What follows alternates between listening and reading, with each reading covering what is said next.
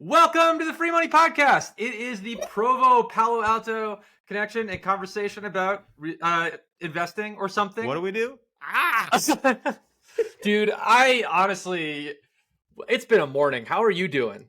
I don't know if I've talked to you in this year of the 2024. Yeah. The last time we talked, we told everyone to go put stuff up their butt and then basically disappeared for the rest of the year. I'm still recovering from that episode. I mean, I told you got to use lube, dude. Yeah. Here we go. I think we have been doing this podcast since 2018.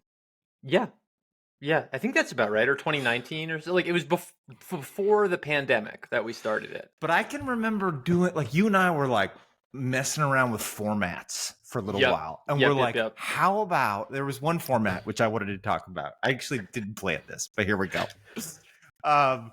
There was a format where we were going to use all the business cards I got from conferences and literally just dial the phone numbers of various pension fund employees.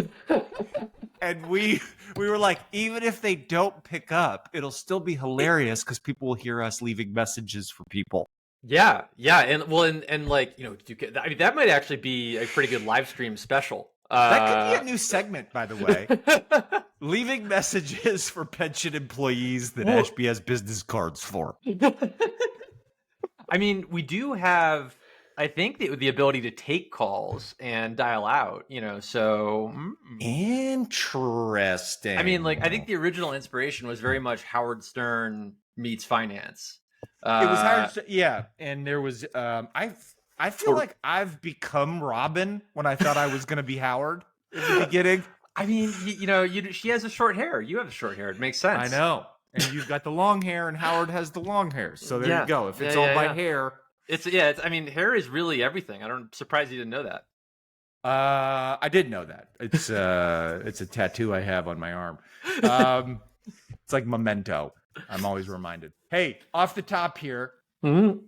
Really interesting news, and part of what made me bing light bulb was because we've been doing this for like 7 years, and my bing light bulb was like our friend Chris Ailman, who has been a chief investment officer in America, going on 30 years, at least at CalSTRS for 20 plus years, is finally retiring, which I find the end of an era, because the guy was such a legend and such a fabulous chief investment officer, and I feel like we got to get him on here we got to get him on here for an exit interview. Yeah, I know. You know, like, first question: who hurt you? Second question: are you sick of getting lifetime achievement awards yet? Because every single time I open up a pension publication, it's like, Chris Ailman, he did so damn much. That is so true. That is so true. But you probably, like, part of me wondered, like, if part of the reason he retired, he kept getting these lifetime achievement awards. He's like, cut it out. You know what I mean? There's more for me to do. I have more to give. You know, it's not like, I mean, Mel Brooks got a lifetime achievement Oscar at 97. You know, like, I feel like that's the lifetime achievement, you know, era. When they're like, all right, he might die any moment, so we got to honor him now. Did I tell you I once received a Lifetime Achievement Award for back in 1997, before the Movember happened? Yep. Mm-hmm. I was a big fan of mustaches. I thought they were hilarious and comedy, and now they've become very cool again. But mostly it was just law enforcement. And so in 1997 at Princeton, I started the Princeton spring mustache contest. And we would host it every year, and I think it's still going to this day. And in my last year, I was my award. I used to get best effort because I didn't grow much mustache. But in the last year, I got the Lifetime Achievement Award. That is the only Lifetime Achievement Award I've ever received. Have you ever received one? You know, this is like just yet another of, you know, we have this tradition of unintentional, amazing segues.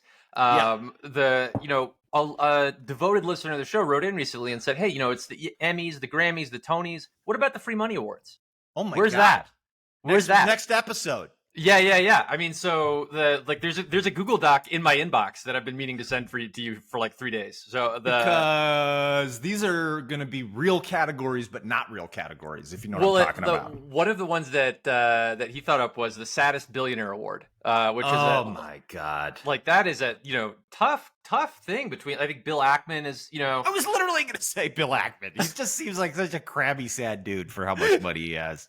I mean, like, it's just so, right? Like, and he's so good looking too. Like, he's go like play more tennis, okay? Yeah, go play more tennis. I mean, if let me actually, you have a wife, so let me ask you. I do. If hypothetically your wife had ties to Jeffrey Epstein, and had plagiarized her PhD thesis, in particular, I mean, back on the Epstein note, was really prepared with or involved with the preparation and delivery of an orb to Jeff Epstein, for reasons unknown. Orb. What I would personally just shut the fuck up about that. What would you do? Yeah, I'd probably shut the fuck up about that stuff too. If that was assuming all the things you just stated was correct, I'd probably just go take my billions and buy an island. Yeah, like there's a proud tradition of weird hedge fund billionaires doing eccentric stuff. Just go buy a sports team. Yeah. That's what the really good hedge fund managers, they just buy sports teams and then they kind of disappear into that world. There's probably the best like second act. There's this guy, I think his name is Hugh. I forget his last name. He used to run a fund called Eclectica Capital. It did really well. And then he shut it down and just basically never cut his hair again. No way. Yeah, now he looks like a crust punk basically. And will like come on CNBC with sunglasses on and be like, "It's hilarious." I was so worried. I don't know where this came from, but I was so worried that when you were gonna say fingernails, he never cut his fingernails. He never cut his fingernails again. I don't know where that came from, and I'm just keeping it real with you, Sloane. When you said hair, I was like, whew. That's a great. I mean, like that is so much more disgusting. I know. Oh my God! I had this picture in my mind of Guinness Book World Records dude. Those dudes. Oh shit! We're running out of time for my news. And we gotta get to. I prepared news, Sloane. So you got to remember shit. 3 bits of news in addition to Chris Ailman retiring. And Chris, please don't be a stranger out there. If we know you listen to every single episode. Yeah. I mean, like, dude, it's cool. You don't have to be like, you don't have to come on the pod, but don't be a stranger. Feel free to dial the number, which is at the bottom of your screen. Or submit, like we have such. Like, so, we've been neglecting to plug the like ask us questions feature, but our very erudite listeners figured it out and have been asking us questions in Latin. Oh man, I know. I was like, huh? Maybe it's I'll Chris come Ailman. to that later. All right, first bit of news. And let's turn this one into a quiz. I'll do it live. Oh gosh. Okay. Which sovereign wealth fund invested the most money in 2023? Direct deals only, not allocations to managers. Yeah, 31 point something. We don't get precise on the podcast, remember? That sounds, we don't, I mean, numbers are, that sounds like a certain, what is it? It's, Mubadala. You're close. They were third. Okay. So it's a very good one. But it was the Public Investment Fund of Saudi Arabia. PIF! Was by far the biggest, in the words of these journalists, spender. It's so funny. Like, that is that's what my wife says when I invest in stuff. Like, quit spending our money. I'm like, I'm investing our money, woman. That is such a great. That kind of gets to the like. I think hedge funds are like Veblen goods, where people are basically attracted to them because they're expensive. Ooh, like wine. Like wine or a luxury purse or something like that. So like and probably not to throw shade at PIF. I'm sure there's some very nice people there, but I tell you, it was probably a pretty good year to drop 31 point something billion because markets were down, valuations were depressed. So they may end up looking pretty smart. Did they wind up investing directly in that line city in the middle of the desert? I know they did the They golf. are. Oh, wow. Neom. And Did they- Neom, if you have not Googled Neom, you need to Google Neom. It is one of the coolest darn things. It's like off of a space station, you know? To me, it looks like, if you had, like, let's say you were a man-child and you were in complete control of a thing, and you're like, you know what? You're going to get us in trouble, Sloan. That's a good point. Cool. I think it's cool. I love you. I'm not the one. It's Sloan who said that. I mean, hey, look, the Saudi Arabian Public Investment Fund is not hiring any trans investment managers anytime soon. Willing to bet. Fair. That's fair. Next bit of news. China Investment Corporation has announced that they are going to participate in the stabilization of their domestic stock markets, which is interesting because the CIC itself is a foreign investment organization. It takes the excess reserves and it deploys that capital around the world. But coming out of their annual meeting with their subsidiary Central Huijin, which I'm not sure I pronounced correctly, but close. They have announced that similar to 2013 and similar to 2015, they will re-engage in the stabilization of markets.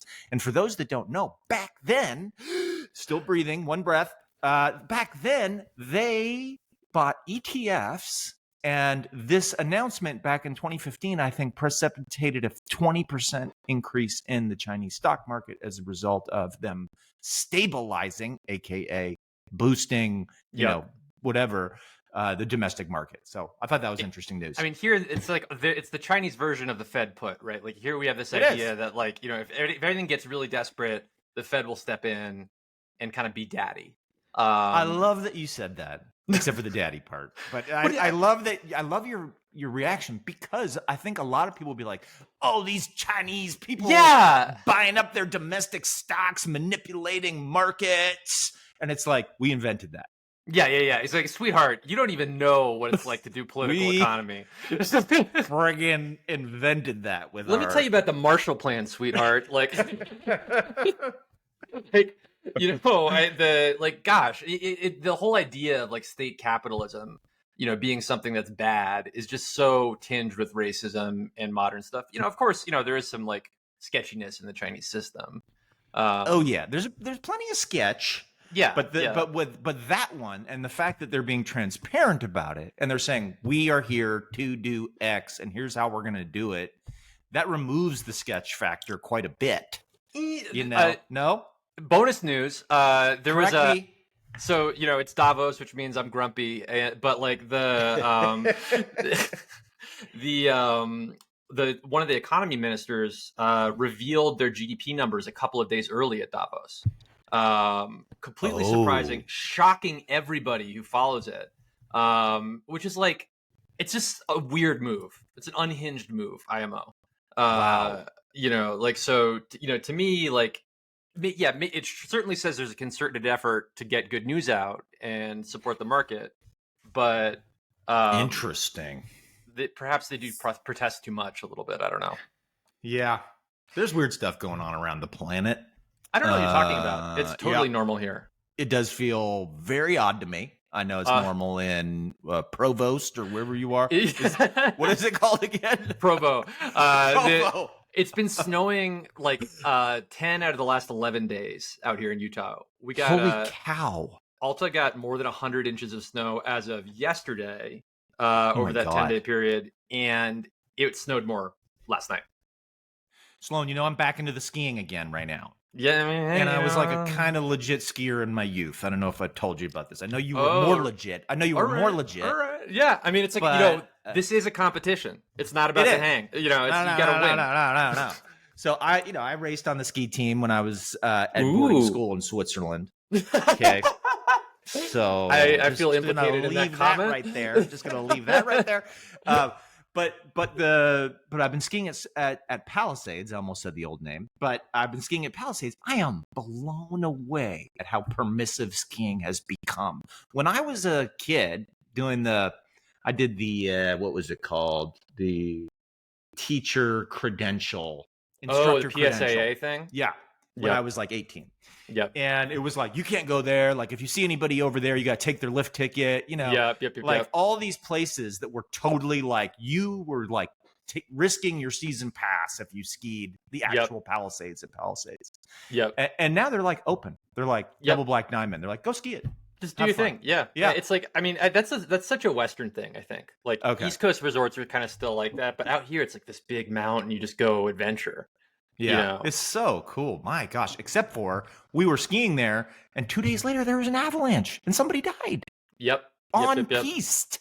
Also, like, you know, just not to take a break from pissing on the private equity industry for too long. You know, the consolidation is like literally employees died at Park City last year because of private equity cost cutting. Holy cow! My goodness. Well, because we are the best at transitions, I will quickly transition to APG and the Abu Dhabi Investment Authority partnering with Indonesia's new sovereign wealth fund on a series of toll roads. And as arguably the creator, or at least the author of the collaborative model, I find that really exciting to see a Dutch pension fund partnering with a Middle Eastern sovereign wealth fund to invest via the Development Fund of Indonesia in emerging market infrastructure, all with no traditional financial intermediaries. It's like they've redesigned through collaboration this access point. Why are you laughing at me? They've reinvented the Dutch East India Company. Oh shit! Like completely from scratch, out of whole cloth. Oh, by the way, you know what I've realized in listening to my son's YouTube? We just need to yell more. That's so true. That's so true. I'm like in the background, I hear my son doing YouTube in the car. There's just some dude screaming at a video game as loud as he possibly can. And I'm like, why fight it?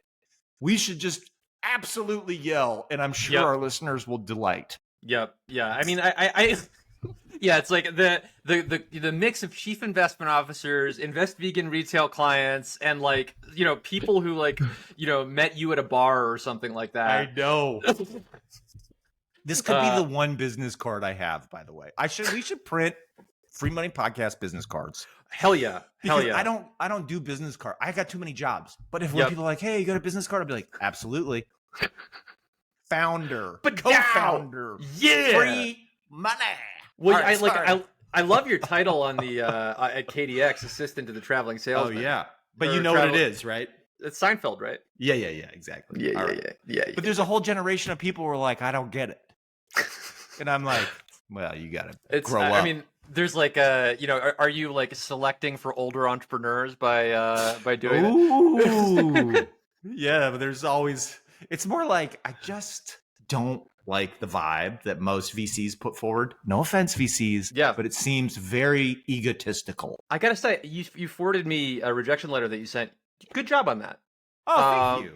That was because I know that's something you've been working hard at. I think we talked about how to say no in a way that was like authentic without being mean. Yeah, and not in the like, oh yeah, let me know how it goes along, you know.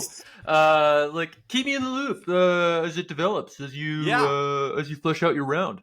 Yeah, I love it. First of all, I love the voice because that is what most VCs sound like. But second of all, I like to make a practice when somebody sends me a deal, I at least revert back to them and be like, here's why it didn't work. Thank you so much. Yeah. Well, because you're conditioning the pipeline, right? Yeah. I mean, and you know, I'm really excited because now I have, like, for the longest time I have, I advise this homosexual VC fund or LGBTQ VC. I remember. Did we have them on? Or no? We did. We had or VC firm, not a fund.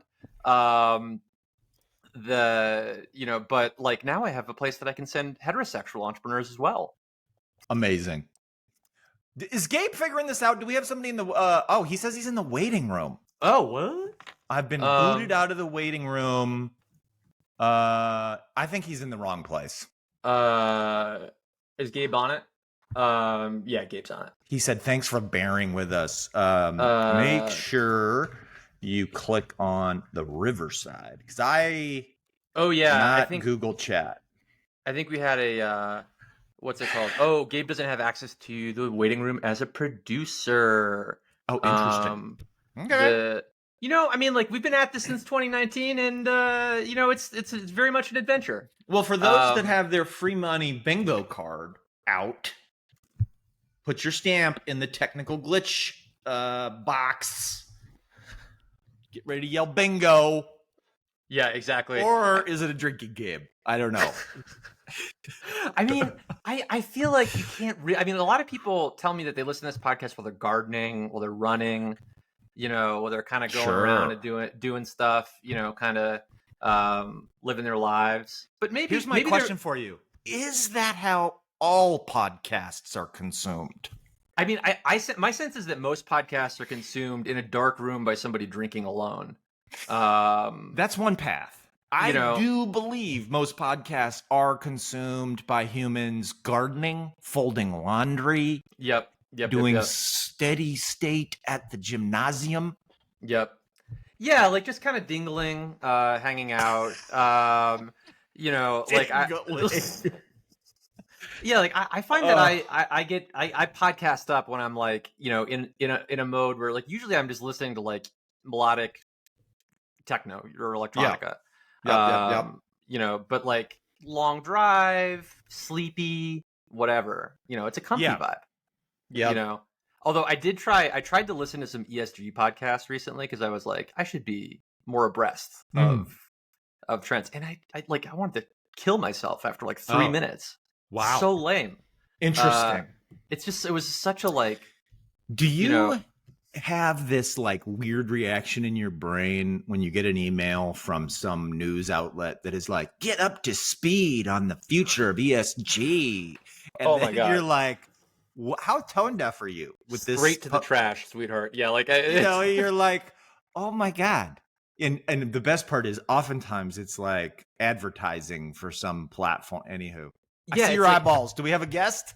I'm just checking my my inbox. It's like the Northwestern Mutual ESG tracker or whatever thing. Exactamente. And like and you see that it's always those people that make this the hardest and biggest claims.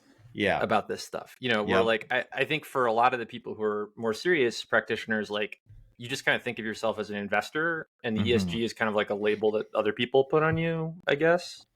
True. That is actually what other people do to us. Yeah. Because I would say I care about environment, social governance issues. I just find the rating frameworks and the whole industry kind of baloney, which is why the backlash exists. I will also say, though, that now that I have my own thing, it's real hard to do the reporting. Oh, my gosh. We have a Mark Campanale of the Carbon Tracker Initiative. Speaking of reporting. Yeah. Oh, my gosh. We did it? I think. We did it. Maybe. We did it. Mark, thank you so much for braving our technical glitches. It's a real tradition here. I realize I've done this before, and I realize I did do the wrong thing. I pressed Google Meet, not the other links. So that was my error, and I wasn't paying enough attention to the invitation. That's okay. What does it say that Google Meet feels the need to inject itself into all of these other calendar invites that are just like so, it's a common strategy, common attack strategy. Yeah. It's almost monopolistic. It's a mystery, isn't it? I'm glad that we were able to pull you away from Davos, where I'm sure you were cloistered in the back room. I wish I could say that was true. I've been to Davos many times, and you just walk up and down the street freezing your butt off, or you sit in a hotel hoping that somebody's going to come by and talk about something interesting, and you're always waiting for that amazing party or dinner invitation. They do come, but you have to be there before they come, and it's a long way to go. And if you've been, like a week's accommodation is 10,000 sterling, so what, about $14,000. And I decided to stay in the place just down the road, Cloisters, which is a 3-kilometer drive, and to get an Uber between the two at 1 a.m. after the party's finished, it's last time I did it 4 years ago, it was $250 for a 3-kilometer taxi ride. Markets work, everyone. Markets work. They do. And so people like me get priced out. So I'm going, I'm not spending all, it's not my money, it's foundations, philanthropists' money. I'm not spending their money going to parties. No matter how much I enjoy it. The really interesting thing there is if you arrive by train, the train station is literally full of people selling sexual services to people as they arrive, Yep. handing out their Really? cards. Yeah, oh yeah, I, their phone I, numbers. I you know, So I you have to don't know struggle any. through that crowd first. I actually I was gonna say I don't know any finance people who are there this week, but that's not true. But I do know many more sex workers that are there this week than finance Well, there people. you go. There you go. Wild. You know, markets again, they work. Anyway, speaking of Mark, we didn't really do a very good intro of you because we're chaotic, and I sort of think of you as kind of originating or promulgating this idea of the stranded asset theory and kind of the risk that kind of might unfold as Around we fossil fuels. decarbonize. Yeah, that's us. Yeah. That's me. Yeah. Good. So our notes are actually relevant. You didn't get the wrong guy. Nope, I'm here to talk about telecoms. But I think the peak oil idea is so old, right? It's been around since the 60s, and it's kind of never been right. Why would it be reasonable to assume that the time for this thesis is showing up? For the stranded assets thesis. It's a good question. Well, Look, the reality is we're talking about markets. This is about how markets respond and react. And the real question is our markets pricing in the risk that not all fossil fuels will be developed? And so two things have happened in the last 10 years. I'll quickly tell you what they are since we launched the sort of stranded assets thesis. The first, and this was a study done by Goldman Sachs at the beginning of the year and was picked up and written by Forbes magazine, that said the life of oil and gas reserves in the last 10 years, and they cite the stranded assets argument, has dropped by 50%. The life of, because that oil reserves deplete just because they do. Yeah. And unless you replace them, then they deplete. They deplete 3, 4, 5, 6% per annum. And so there's been a lot of reserves which have not been replaced. That's the first thing as a proof point. The second is look at what the companies are doing in terms of their capital expenditure. Now, there's far too much investment still going into fossil fuel development. Let's be clear about that. But right now, maybe 5-6 years ago, 80-90% of your free cash flow was going to be reinvested back into projects.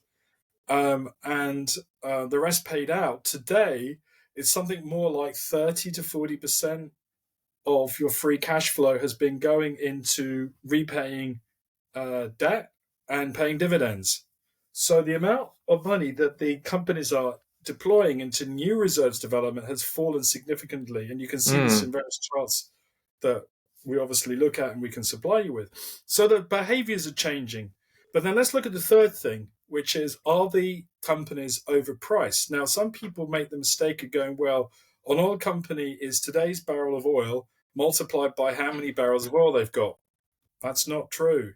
They typically value companies short term over the next few years. So how many barrels of oil are they likely to get into market at what price? And that gives you a rough idea of what their earnings will be. And to an extent, everything beyond that is discounted. So some have been saying that these companies are super cheap now, and that's really worth unraveling, whether you're a coal, oil, and gas company. And it's worth unraveling because when you close down a business that has created a huge amount of mess, and not in every country, but in quite a few countries, they require you to clean up your mess. Decommissioning, decontamination, right? Retiring unused assets. And what's been happening in America is when these wells have been closed down, they get handed back to the landowner, and then the company literally buggers off and says, it's up to you to clear up the mess, or the state has to take control of the asset to clear it up using taxpayers' money.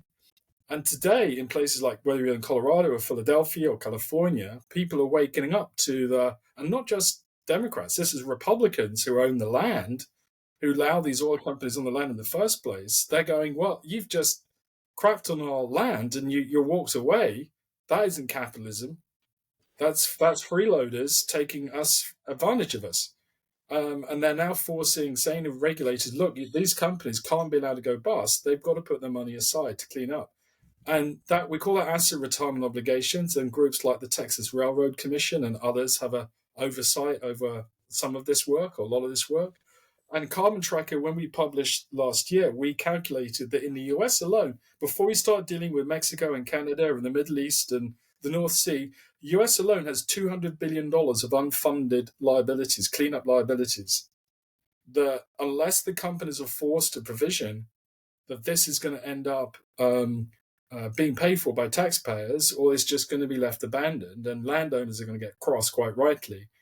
So we're saying to regulators, look, force companies to provision the real cost of cleanup. Now, what the companies are saying, what are the companies saying? They're saying we don't need to decommission any of this stuff because oil demand is just going to grow and grow and grow, and we're going to be around for another 50 years, and we're going to cover this from not this year's profits, but from the profits in 20 years' time. And there's a bit of an IBG, YBG going on here. I'll be gone, you'll be gone.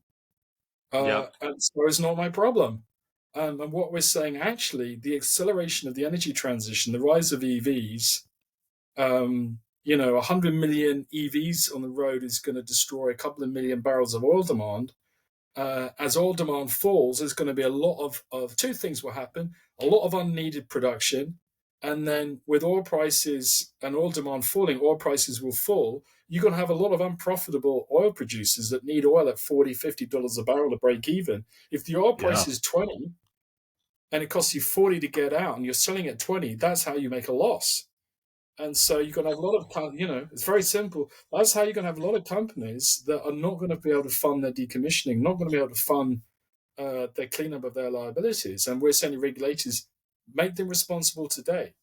And in California, our analysis tells us that these companies are not making enough money now to cover the cleanup costs of their operations.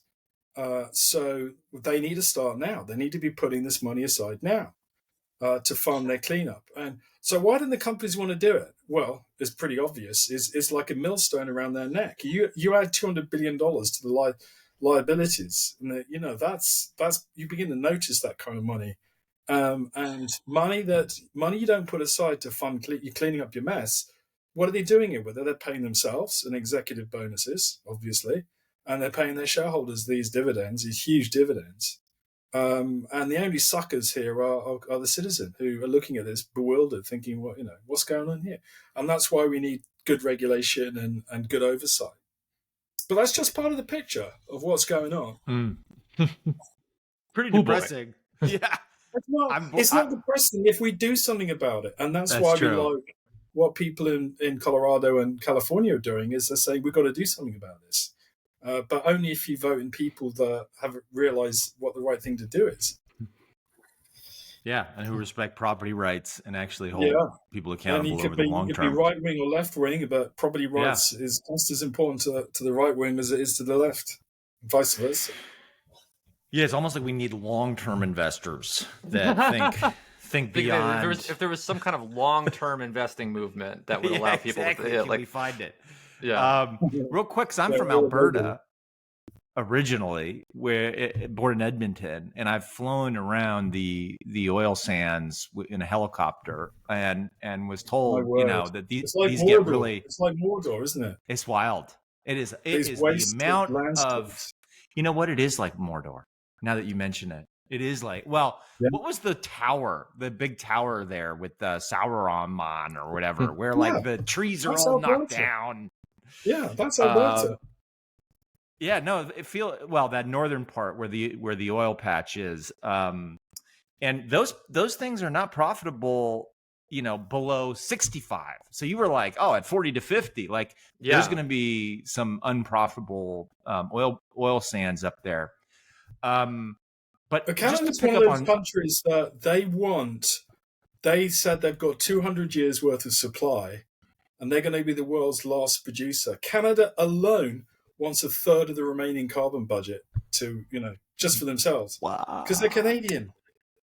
It's hard. They're nice. What they have to do, whether you're in Mexico or in the US or whether you're in the Middle East, you're all fighting over a tiny remaining slice of the carbon budget, not everyone can produce. And I was debating the people of the National Bank in Argentina a few years ago, where they said, Argentina, we're a responsible country, we support the goals of the Paris Agreement, but we're going to be the last producer from the Quattremorta gas project. And then I went to Norway, and I was speaking at a conference, and the Prime Minister said, we're a very responsible country. Norway supports the goals of the Paris Agreement, but we're going to be the world's last producer of oil and gas.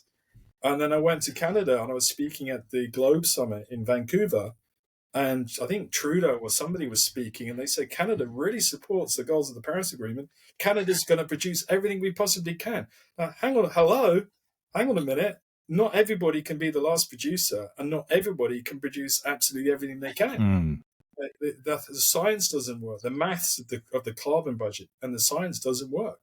So we're going to have to do something very different.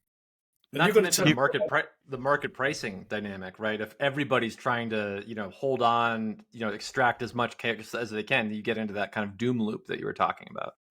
Yeah, well, you know what? I think some people will be the last producers, but they're going to be the last producers because they've got the lowest cost oil, and the Saudis in the Middle East will be a good example of that.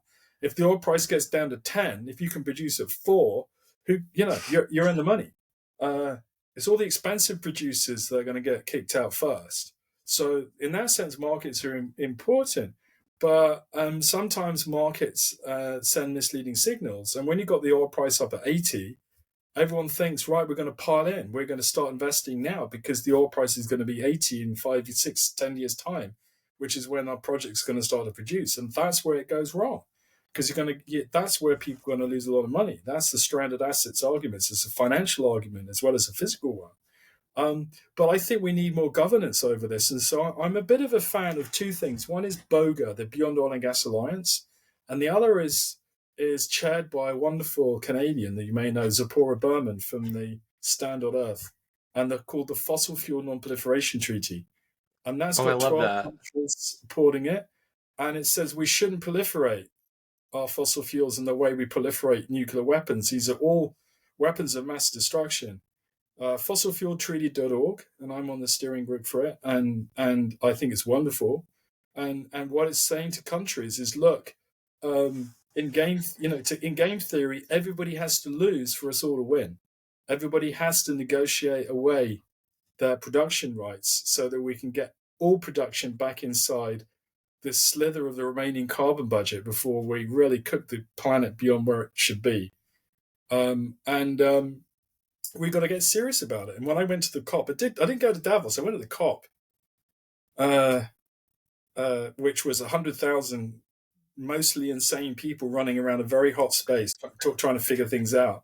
And the treaty had a really good presence there, talking about this, engaging with policymakers and so on. And do I have hope that it will grow? I do. I think it's got 100 Nobel laureates supporting it. A great faith leader in Pope Francis has called on the Catholics, which are historically not known for doing many two things which are popular with the public, but this one is. The Pope's shown some leadership on this, and so take my hat off to him, saying, look, we need to negotiate away. Get countries sitting down talking about why we're producing the stuff that's going to destroy the planet multiple times over. Yeah. So my reaction here is, I thought when in Norway they got out of the petroleum business when they changed the name of their sovereign fund from the petroleum fund to the pension fund. Look, you read the news like I do. The Norwegians have just issued a whole bunch of new oil and gas licenses up in the Arctic. Oh my gosh. They're completely. I mean, what's insane is that Oslo has gone virtually internal combustion engine car free in the city of Oslo. Yeah. They're coming off. They're electrifying everything, but they're selling their oil to the world. And they made another $100 billion of excess profits for the Sovereign Wealth Fund. Now, that $100 billion could have take Africa off the need to use fossil fuels. Yeah. They could decarbonize huge swathes of the global south. There's how many people live in Norway? 5 million? I don't know. 6 Yeah, something million? like that. Yeah, they're all named Sven. Really? Do they really need? I don't know. In this inequitable world, they could give a great gift to the world by funding decommissioning and decarbonizing Africa's fossil fuels and helping to electrify the global south and bring much needed clean energy to everybody with that 100 billion.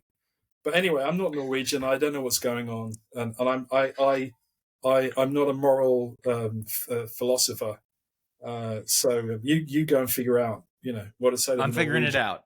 Yeah, and they have almost 1.5 trillion, not just 100 billion, right? So it's a massive sovereign fund, and they actually did in 2006 change the name because they are self-conscious about where the money comes from, and they changed the name from the Petroleum Fund of Norway to Global Pension Fund, in part Well, that's because what they happens when you've want. got a bunch of hippie liberals running a country. But what it, We're a petroleum country. All the rest of you can bugger off.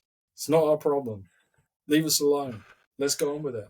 But no, like a good liberal country, they change the name of things and put the word sustainable in front of stuff where it doesn't make sense.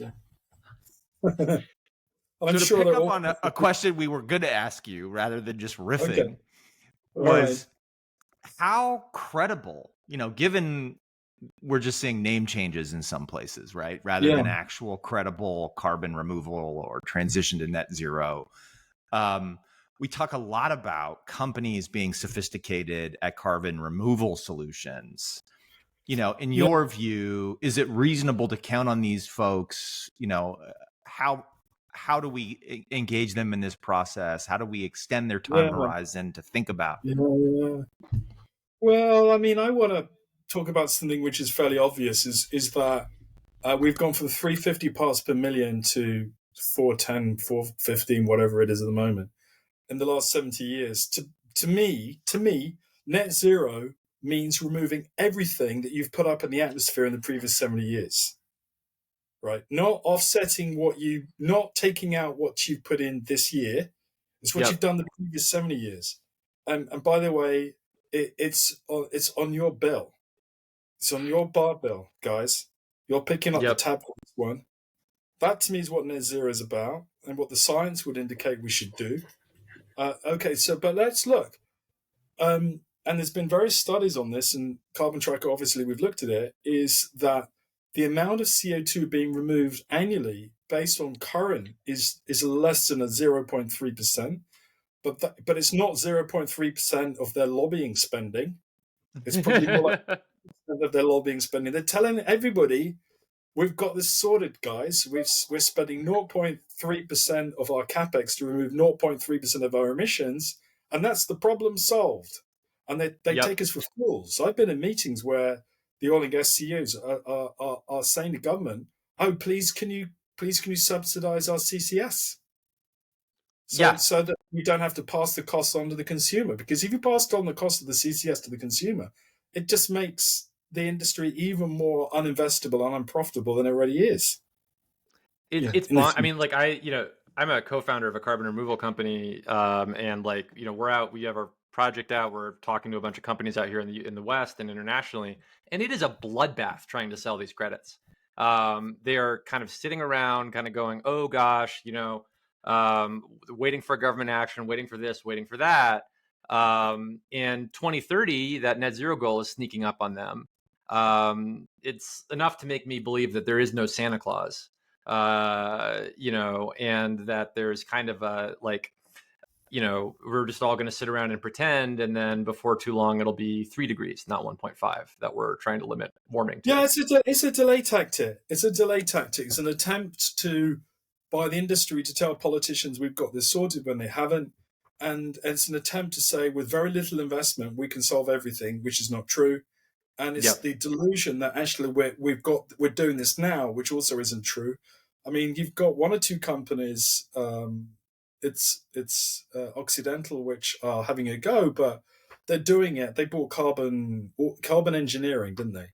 And they're doing it for enhanced oil extraction, which is they're pumping the CO2 to get out more oil. Go figure what that's really motivating, what that's about. So look, I want to be clear about this. I don't want to give the idea we don't need CCS, because we do, but we're going to need it for that really last stuff that we can't abate, that is too difficult right now to solve. Aviation being an example. But in the case of power generation and transportation, we don't need to keep burning stuff to move from A to B or to heat our homes. We've got air source heat pumps, we've got solar, we've got wind, we've got battery storage, we've got some great developments around wave-based power. We've got new ideas around energy storage, salt-based systems and molten salt and blah, blah, blah, and using geothermal energy and all kinds of things that we can do.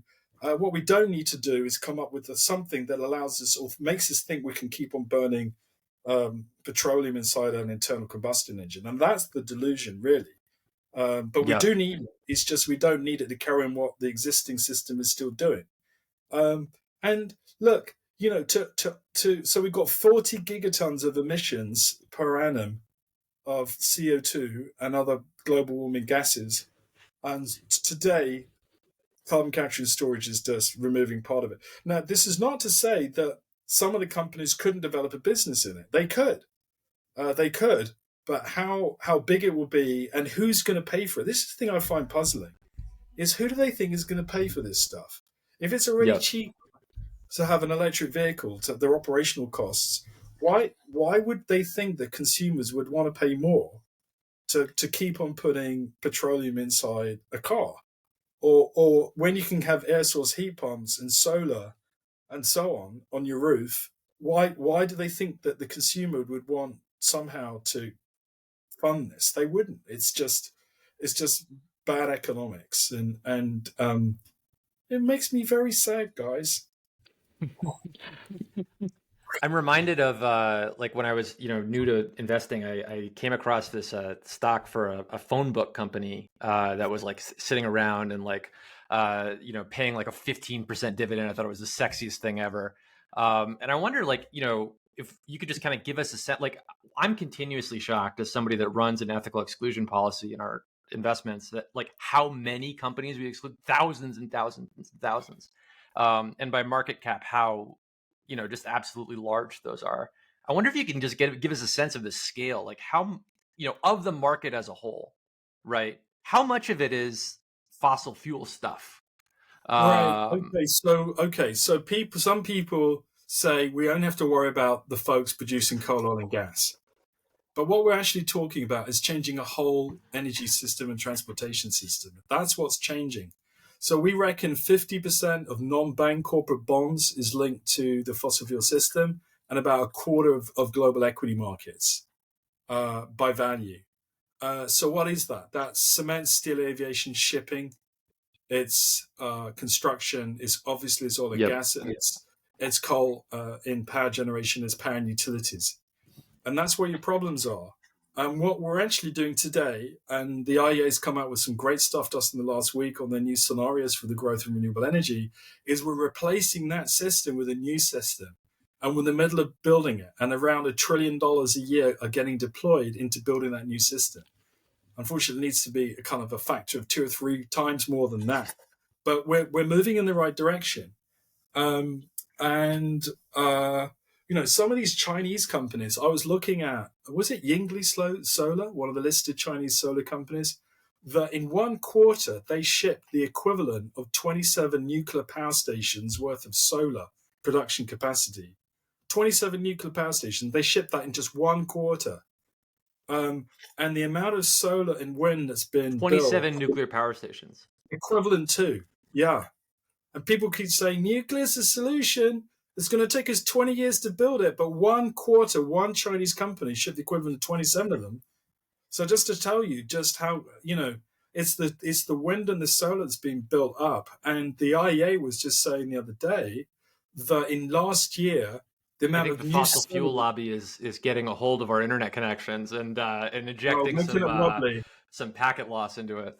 Yeah. Well, look, I was just saying that 1 year alone, the equivalent of the total energy demand of Germany, the United Kingdom, and I think it was France, has been added to the world's energy system in just 1 year. And we're building this at scale now. And this is what's worrying for the fossil fuel companies, is that the more of this is built, the less the demand for fossil fuels. And you've got to remember, there's two parts to the energy system. And I'm going to use the analogy, and excuse me, I have talked about this before, of the printer and the printer ink. When you buy a printer, what you're really doing is you're buying a long-term license to buy printer ink. It's a long-term contract. That's what they're selling you. That's what you're buying, because you know how many times you're replacing your printer ink. I don't know how much you use yours, but maybe a few times a year.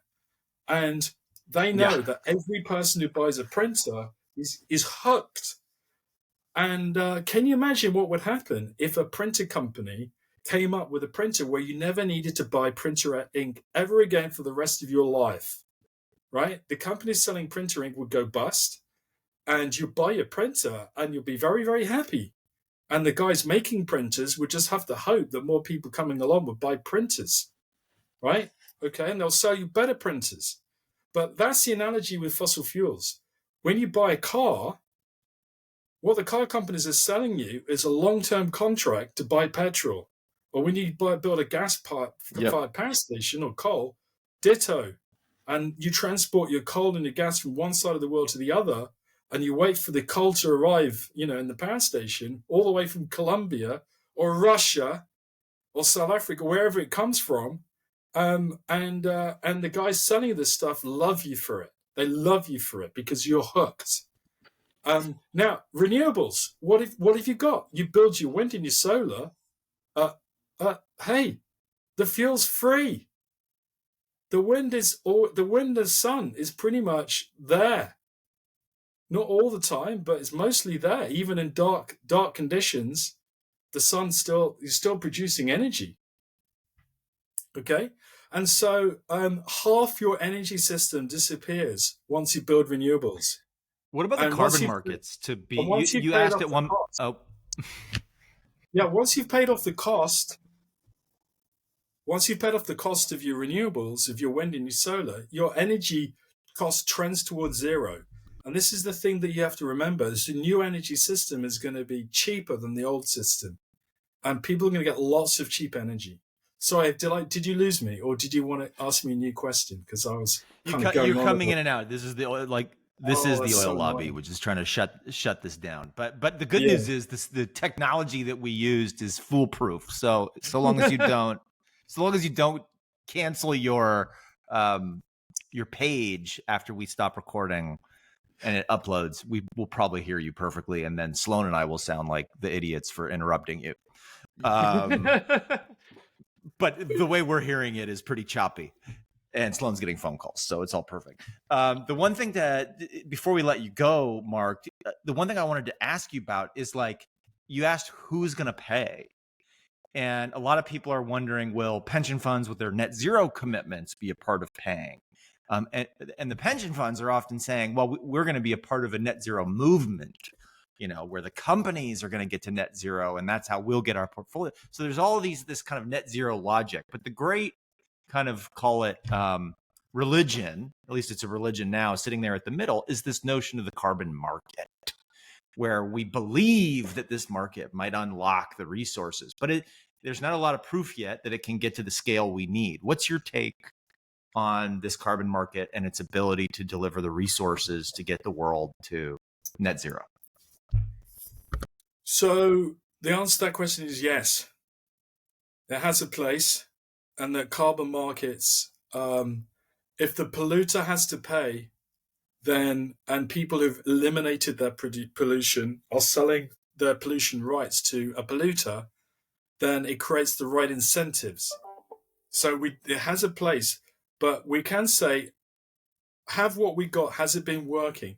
Now, arguably, the emissions trading scheme in Europe, which is regulated, has been working. The voluntary market, which depends on companies making voluntary commitments, could be working a lot better. But does it solve the whole problem? It doesn't. It doesn't solve the whole problem.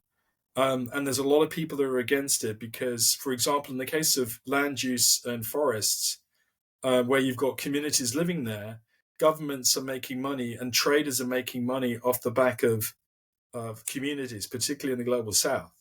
So it's inequitable. It's inequitable. And we've seen scandals, particularly, we saw one in Zimbabwe last year, which had a lot of people talking about it.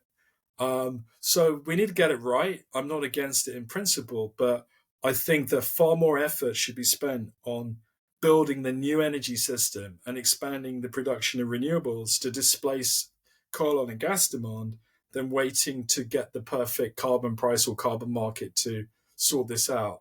And you know what? The fossil fuel industry loves carbon markets. They talk about it a lot, along with CCS.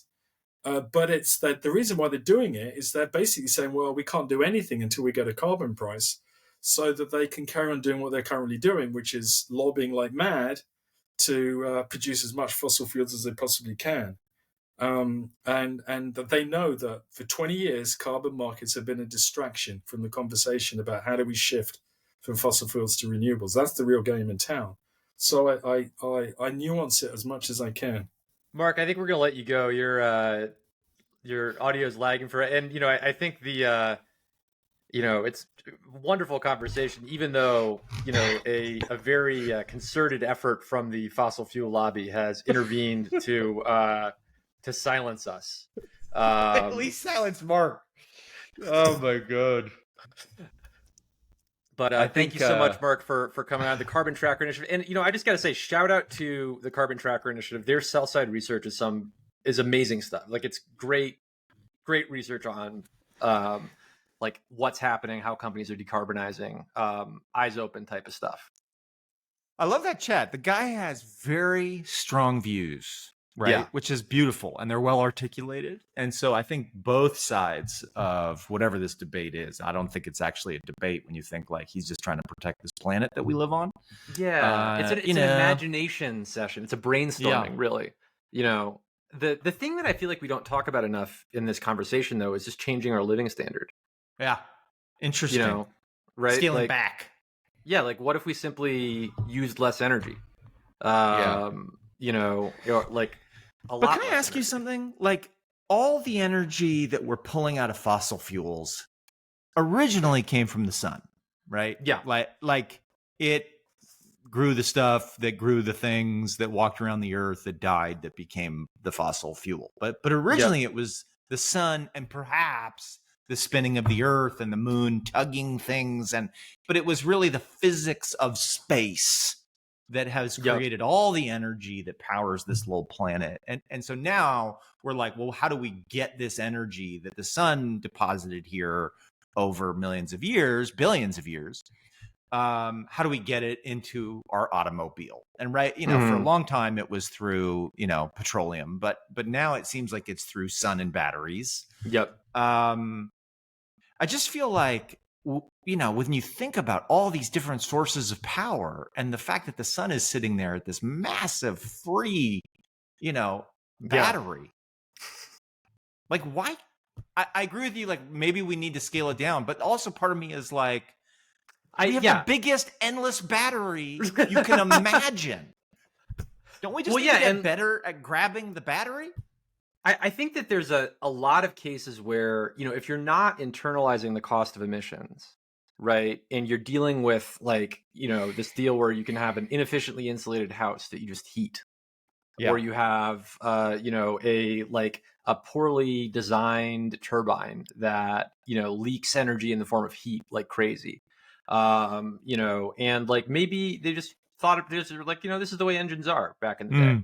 Mm-hmm. So I agree there's a lot of opportunity to re-engineer stuff, but I feel like there's a risk of losing the promise of this big unprecedented transition.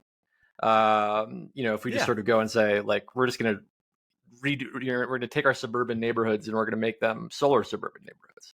Yeah, I get what you mean. Yeah, I get what you mean. It's like even hardcore right-wing people understand the value of conservation and yes, they want to drill in the Alaskan wilderness, but at the same time, they also all own houses in Yellowstone or next to it. And I don't think they would ever say that like we should get rid of these national parks.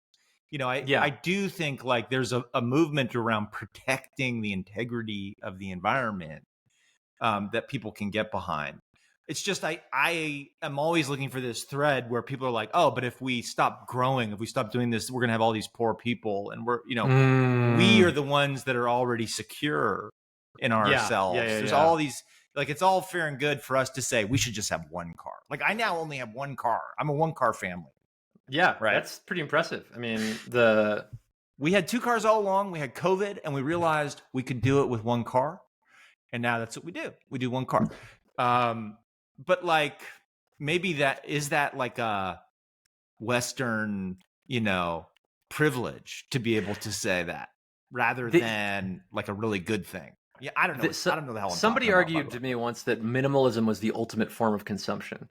Interesting. Because it was a way of, because in order to embrace minimalism, you needed to be able to replace the stuff that you were throwing away if you wound up needing it. By the way, I will be taking a Lyft today to a meeting because I don't know how to get there. I'm going to order a Lyft, and hopefully that's better for the planet, but you won't have to drive. I wonder, so, it's time to transition to the hard things. Let's go. Segment. Let's go. What's been hard for you lately, my friend? Besides sharing one car and putting up with a Lyft. That is hard. Trying to do the same with less. That's one thing that is a little bit annoying. I do have more space in my garage, though, which is a benefit for all gardening, the more space for gardening equipment, which we'll come to later. And you can get into woodworking. You can do whatever you want with that. Model trains. I took a poll of some friends on this one. What's hard? Because I feel like I've been sharing a lot of what's hard, and I ran out of ideas. And somebody told me, it's hard. Ignoring your venture capital investors that tell you to go and scale your business as fast as you can. And so having the discipline to not hire 2 marketing people and 4 salespeople and stay lean and stay within yourself. And I thought that was an interesting, hard thing because people often forget that the founders of companies and their venture capitalists really aren't aligned, despite the fact that they're all shareholders. A venture capitalist needs you to become a $5 billion company for it to make sense in their fund. A founder would probably be delighted with a $50 million company because their life would be forever changed by the $20 million stake they own.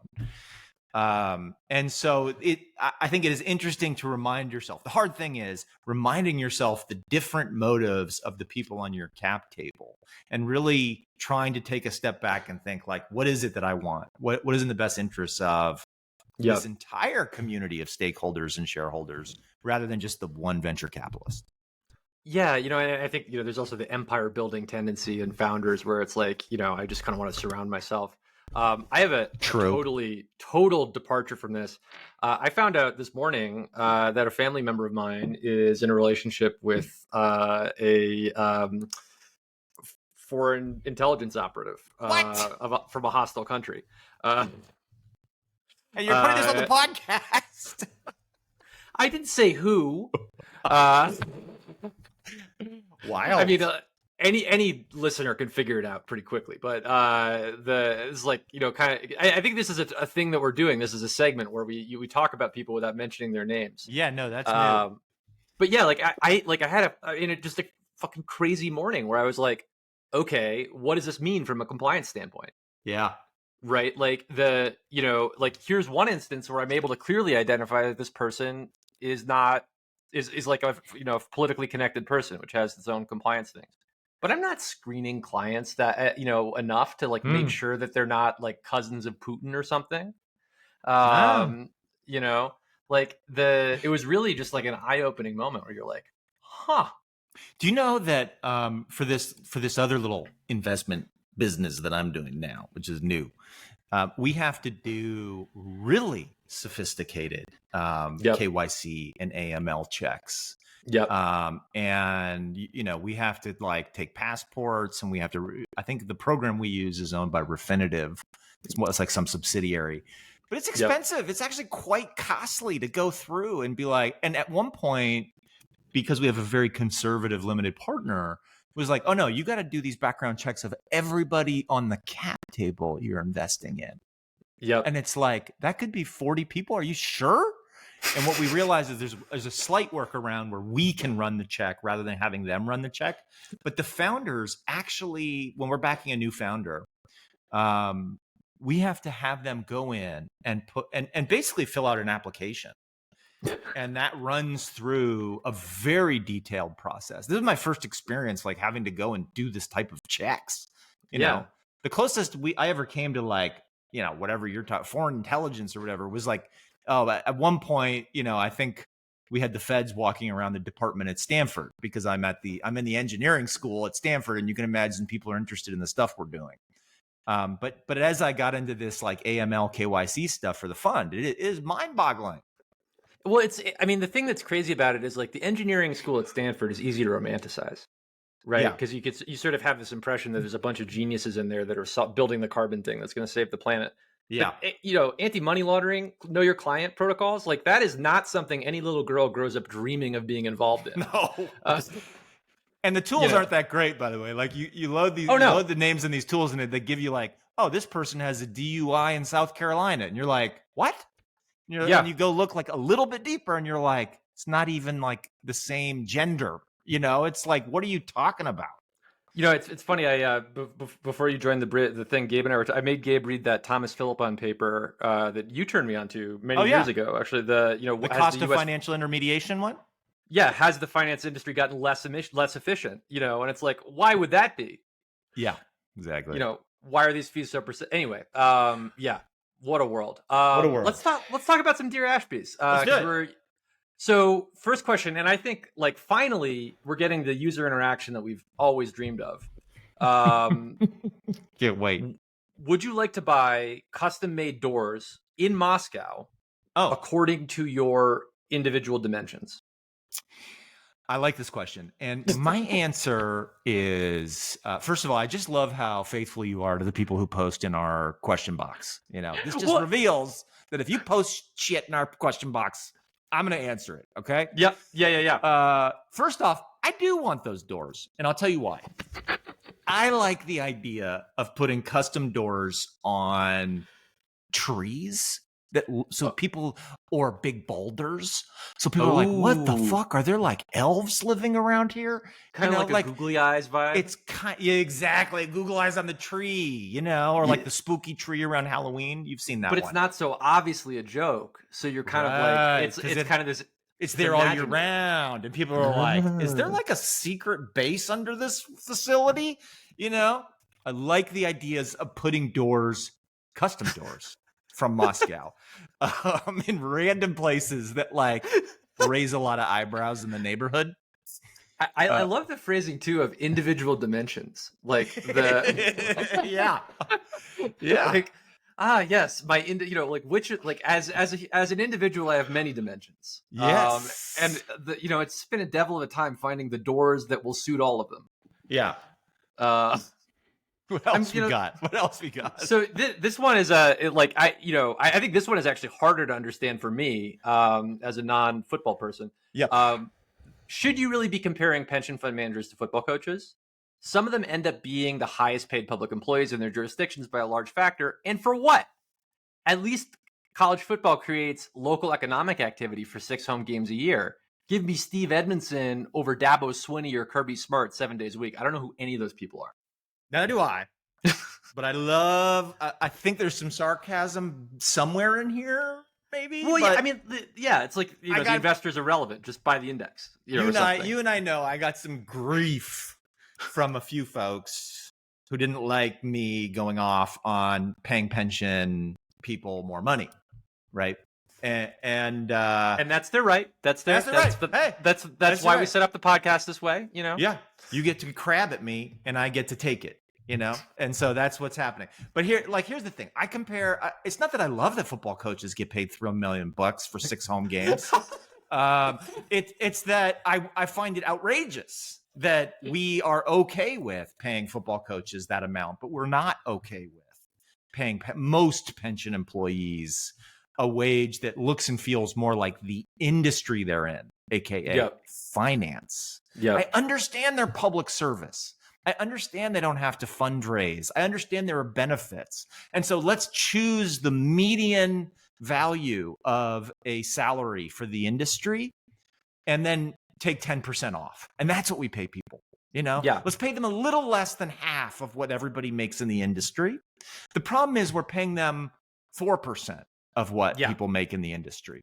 And the consequence of that, and this is like the punchline, is that we are minting billionaires on the back of our underpaying pension staff. And those billionaires are happening at the hedge funds, at the private equity funds, at the venture funds, at the real estate funds. There are twice as many billionaires in asset management as there are in the tech industry. And it is built on the backs of pensions. And my attack at that problem is to say, let's fight fire with fire by recruiting the best and brightest into pension funds to hold these hedge funds accountable. Because guess what? The unions don't want you to stop investing in hedge funds because they like the performance because it allows them to grant higher benefits. Yep. So they don't want you to give up the performance. They don't want to live within their means. They want you to go private equity, go hedge fund, go venture capital because we get a bigger defined benefit pension plan. Well, if that's the logic, then we really need the best and brightest sitting in those chief investment officer suites. I would add to that too, that, in risk management, there's this thing called the fraud triangle, which is about how we justify, like how people justify doing frauds. One of the big things is, a common factor. People have these justifications where they're like, I'm not getting paid enough, so I deserve this. Yeah. Anyway, the last question, and then we'll do the garden tip, and then we'll go on with our lives. Would you agree that the pain of choosing is the pain of every inventor? I didn't understand. I thought this was like one of these things. This is like a Zen koan. Yeah. What is the sound of one hand clapping? Let me show you. That's it.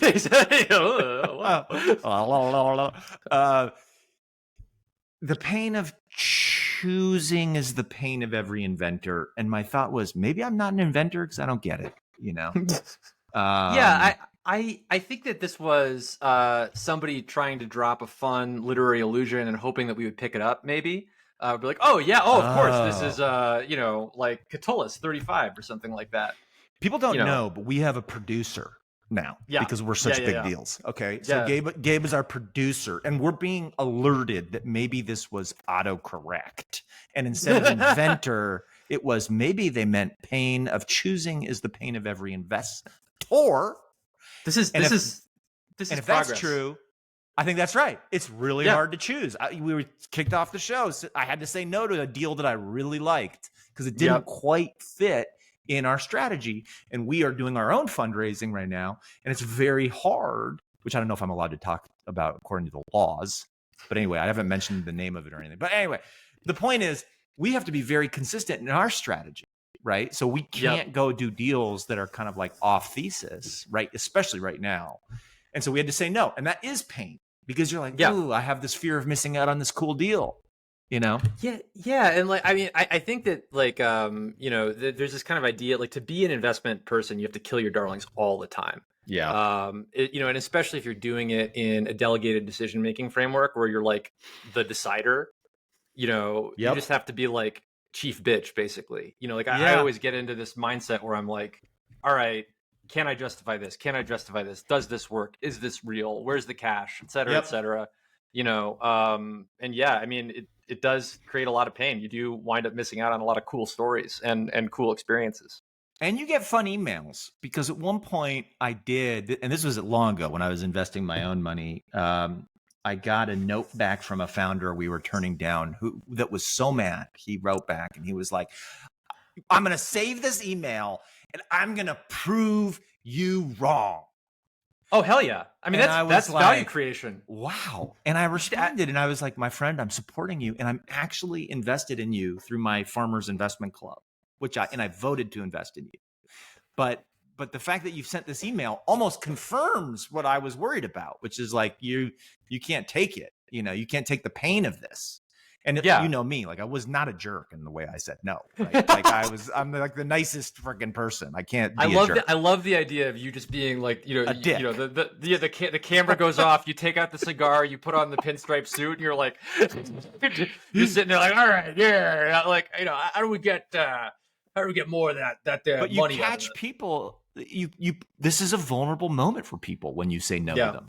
And it's painful. I've had so many darn no's. It's easy for me at this point. But if this is your first rodeo and you get a bunch of no's, it's real painful. I mean, we get people at Invest Vegan reaching out and being like, "Hey, will you invest in my vegan startup?" And it's like, "We're sorry, But isn't that great? Because you're like, I don't do that. That's the beauty. Yeah, exactly. It's great having a niche strategy because you're like, ooh, you're not quite there. The problem is when it's a perfect fit, and then you're like, "Oh yeah, I don't have a great reason to say no." I just but I'm just not feeling it. I'm just not, like I honestly like I made a note on something that I downgraded recently, and I was like, I don't have to run this by anyone. Exactly. Like so yeah, like let's close it out with a little garden tip. Let's get some of that alpha, that green going. Woo! Here it is. Again, had to go talk to my partner, my wife. And I was like, any good garden tips? And she said, here's the key garden tip. The key to having the best garden is to marry somebody that loves gardening. And I was like, give me a real tip. You little jerk. But it's true. If you actually think about it, like the ultimate hack for gardening is to partner up with somebody who loves to garden. And you will live in a beautiful garden. But the thing, like, I feel like that would kill it for me, because like if I can't play around in the garden and move stuff around, it's not as nice. It's no fun. Like I would rather have like a messy, pile of projects than like a manicured English garden that I can't touch. But she gets to take some ownership because she'll be like, "What if we put that tree over there?" And then I dig the hole. You know what I mean? Yeah. Well, it feels like she's involved. I feel like what she's really saying is like, here's your garden tip: convince your husband that he likes gardening. You get the house to yourself. Exactly. You run the tub. Yeah, and you get like a what you see is what you get interface for modifying your backyard. Here's her real tip, because I pressed her. She said, oftentimes when you're planting trees, especially the ones that, drop all their leaves and kind of go dormant, it can be hard to tell if you're dealing with a dead tree or an alive tree. So her trick is she'll go scratch a little bit of bark off, and if it's green underneath, it's a healthy tree. If it's not, you've got a dead tree. And it's interesting. People don't realize how often, like, we're wrong. Like, I'm like, I think our tree died. And I'll be like scratching. I'm like, oh no, shit's fucking living. This thing is still going. Well, you had the tomato plant that lived for like 10 years or something like that. God, yeah. That was, it's only supposed to go. Yeah. It's only supposed to go one term. And we called it Tommy the Tomato, named by our children. That was a tomato plant that went like 5 years. That's crazy. I mean, that's bonkers. I mean, I would say don't neglect your indoor gardens, guys. This is the winter. It do be getting sad out here. It do be like that sometimes. It do be like that sometimes, and longtime listeners will observe that, there's been a historical pattern of like us not being that good at doing the podcast in the winter, partially due to my, susceptibility to seasonal depression. And I would credit buying a bunch of plants. As a huge reason, that and Lexapro, the sort of a barbell strategy. Yeah. But the benefits that you get are not just pretty plant. You get humidity, you get, all sorts of just seeing organic material is so helpful. It is. And it gives you like a way that you can take your lemon tree inside during the winter. Ooh. And you can, you can kind of think across stuff. You can use your pots all over the place. You just dropped a tip without even knowing you dropped a tip, which I think is a powerful tip, which is to think about plants as indoor and outdoor plants. Yes, that's a great. Let me, I'll help you write these tips. You know what I mean? Yeah. Well, I will stereotype your one of your employers as being a frameworks-oriented organization or institution. True. My job is to write frameworks. But in this case, the indoor and outdoor plant, that's a fun concept, actually. Like plant your lemon tree in a pot. You can move indoor during wintertime. Yeah, I mean, like when I've really made it, what will give me away is I'll have a massive conservatory where there's kind of an indoor outdoor space and whatever. Because like I feel like I always get bummed when the garden has to go away at the end of the year, and I can't do my projects anymore. My dream is to have a beautiful latte in a conservatory, which I picture as being all glass, even above my head. Yep. And I'm sitting there having a latte, looking at my plants, and it's raining outside, or it's snowing, or something awful. But it's just this lovely moment in my warm, cozy conservatory. Yep. Yeah, I mean, there's this one final tip, I guess. There's this series on Apple TV called Home that shows these really cool houses that are designed by cool architects and whatever. The first one is a Swedish farmhouse inside of a greenhouse. Oh my gosh. So it's like a traditional small farmhouse, but it's enclosed in this massive conservatory. Wow. And like, is there any cooler thing? No. That you can think of? Like, I don't want a Lambo. I want that. I want that too. Yeah. Like, and these guys are like out there tanning on their roof in the middle of winter in like, close to the Arctic Circle. These Nordics, they're just doing it right. You know what I mean? Yeah, just pumping oil and boosting their own standard of living. Getting in the sauna. They invented the cold plunge. I look forward to the the stream of highly polite Nordic hate mail that we're going to get on the basis of the various racisms that I did during this episode. And you had our guest basically dropping hate. Just joking. Not really. Yeah, dropping hate on the fossil fuel lobby. You tried to kill this episode, but you couldn't. Suck it. Bye. We'll see you later. Okay. On that note, we do love you. We love you. Bye. We love you.